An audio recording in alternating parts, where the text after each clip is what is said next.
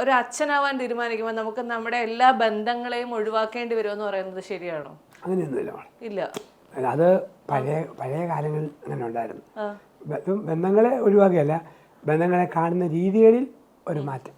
ഇപ്പം നമുക്ക് ഏത് സ്ത്രീയെ കണ്ടാലും എൻ്റെ ഭാര്യയായിട്ട് കിട്ടിയാൽ കൊള്ളാവുന്ന ചിന്ത വരും മനുഷ്യർക്കില്ലേ. അതുകൊണ്ട് ഏത് പൂ കണ്ടാലും പറിച്ച് മേശപ്പുറത്ത് വെക്കണം എന്നല്ലേ. അത് പൂ അവിടെ നിൽക്കട്ടെ അതിൻ്റെ സൗന്ദര്യത്തിൽ എന്ന് പറഞ്ഞ പോലെ അങ്ങനെയുള്ള സെക്സിൻ്റേതായ ഫീലിങ്ങിനെ സ്നേഹത്തിൻ്റെ ഫീലിങ്ങായിട്ട് മാറ്റാൻ പഠിച്ചാൽ മതി.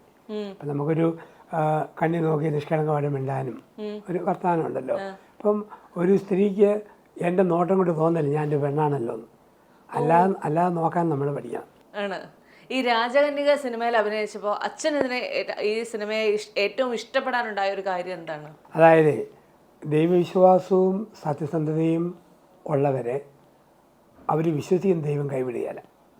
അപ്പോൾ ദൈവം ഉണ്ടോ ഇല്ലയോ നമുക്ക് സ്ഥാപിച്ച് കഴിയാനൊന്നും പറ്റുമെന്നല്ല. പക്ഷേ വിശ്വസിക്കുന്ന അതിനുണ്ട് കൈവിടുകയല്ല.